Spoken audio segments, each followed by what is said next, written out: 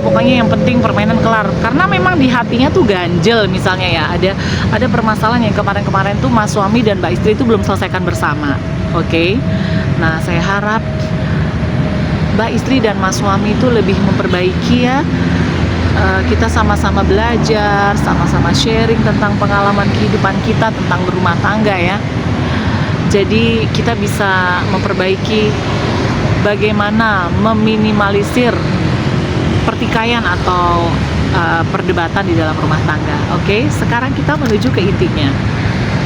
Nah, di posisi pertama nih ya, ini banyak juga memang disukai oleh biasanya perempuan yang lebih pendiam ya, mas suami atau mbak istri yang biasanya sih memang perempuan-perempuan yang hidupnya agak di pedalaman, yang mereka tuh bukan tinggal di kota-kota besar ya.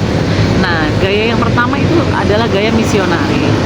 Gaya misionari itu dengan posisi mas suami itu ada di atas, nah dan mbak istri itu ada di bawah.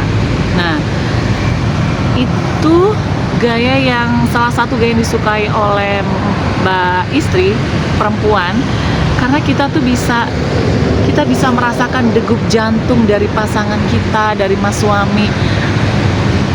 Rasanya kita bisa merasakan begitu besarnya cinta mas suami ke kita ya. Kita bisa saling bertatapan, kita bisa saling melakukan hubungan intim itu dengan berpelukan ya kan, karena posisinya tuh misionari kan, mas suami ada di atas ya, mbak istri yang ada di bawah. Jadi kita bisa lebih dekat ya kan, lebih dekat dengan orang yang kita cintai ya. Banyak yang menyukai posisi ini ya untuk para wanita, tapi kalau saya pribadi saya kurang suka. Saya lebih suka posisi kedua ini yang akan kita bahas ya. Nah, di posisi pertama itu si mas suami bisa menjangkau daerah klitoris ya. Buat mas suami yang belum tahu, klitoris itu letaknya di luar ya mas, di luar dari posisi misfi. Nah, mas suami itu usahakan pada saat memasukkan rudal ke misfi mbak istri, usahakan itu benar-benar menyentuh daerah klitoris, karena itu adalah daerah rangsang seorang perempuan yang sangat hebat. Perempuan bisa sangat on pada saat klitorisnya itu tersentuh dan tergesek oleh rudal mas suami. Nah, itu titik rangsang pertama perempuan ya, mbak istri ya, mas suami. Yang kedua adalah usahakan mas suami bisa menemukan titik G-spot mbak istri yang posisi dan lokasinya itu adalah di dalam misfi ya. Nah, mohon maaf ini sinarnya. Nah, posisinya ada di dalam misfi ya. Nah, pada saat kegiatan intim di ranjang, nah rudal sudah masuk, usahakan itu bisa menembus di posisi G-spot misfinya. Karena kalau kita mas suami sudah menemukan titik G-spot kita ya, kaum perempuan, itu akan tercapai klimaksnya itu akan lebih smooth ya, akan lebih enak gitu loh. Karena bedanya kita para perempuan dengan mas suami ya, laki-laki itu, perempuan itu bisa mencapai orgasme itu lebih dari 2 atau 3 kali. Kalau laki-laki kan, mas suami kan biasanya kalau sudah orgasme, sudah keluar punten ya, mohon maaf, sudah keluar spermanya, itu sudah tidak bisa lagi, membutuhkan jeda dulu sekian sekian jam ya, kurang lebih sekitar 1-2 jam, bahkan bisa kurang lebih 3 jam 4 jam ya, dengan mengonsumsi makanan terlebih dahulu, minuman, baru bisa untuk on lagi.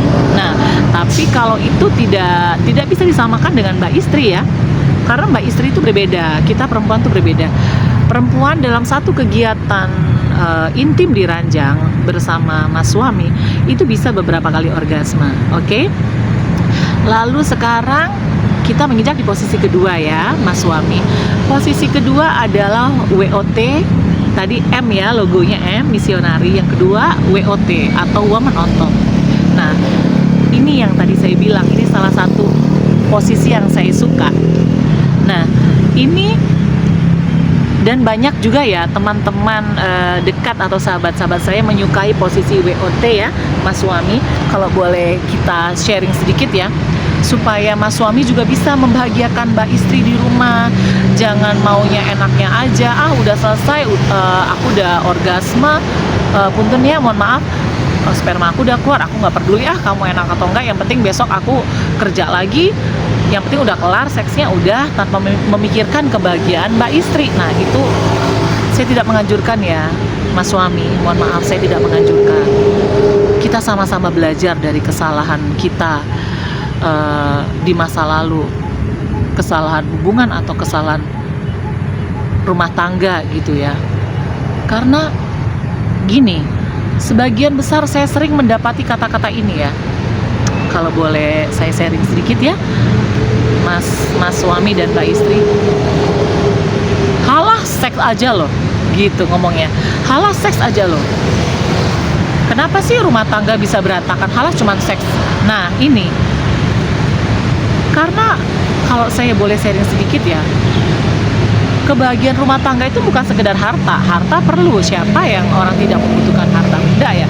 Kita juga setiap hari membutuhkan untuk pemenuhan kehidupan kita sehari-hari ya Mas suami dan Mbak istri. Tapi itu bukan semata-mata saja yang dibutuhkan ya, sementara istri tidak memperhatikan suami, Mas suami juga tidak memperhatikan Mbak istri. Jadi tidak adanya kesinambungan antara kedua belah pihak. Akhirnya yang mengakibatkan jadi mohon maaf ya punten, gairah seksual berkurang. Bahkan sudah tidak ada hubungan seks sampai berminggu-minggu, bahkan berbulan, bahkan bisa bertahun. Nah itu kalau bisa dihindari ya, karena itu akan menjadi salah satu pemicu utama ya, selain tentang pemenuhan kebutuhan kehidupan atau kebutuhan sembako yang ada di dapur harus ngebul ya, itu juga akan jadi salah satu pemicu ya retaknya rumah tangga. Karena itu adalah kebutuhan ya, kebutuhan Mbak istri yang memang harus dipenuhi, sama seperti Mas suami, mas-masnya yang juga punya kebutuhan dan ada hasrat ya, ada libido yang memang harus dipenuhin gitu loh. Oke, dengan mohon maaf ya pembahasannya agak panjang, kita lanjutkan yang kedua. Yang kedua tadi WOT ya, woman on top. Kenapa ini saya bilang menjadi salah satu posisi yang disukai oleh para perempuan atau Mbak istri ya, mas-masnya? Itu karena perempuan itu bisa memegang kendali ya. Ibarat kata gini deh, kita bicara gampangannya, masnya tuh, mas suami itu bisa tinggal terima enaknya aja deh.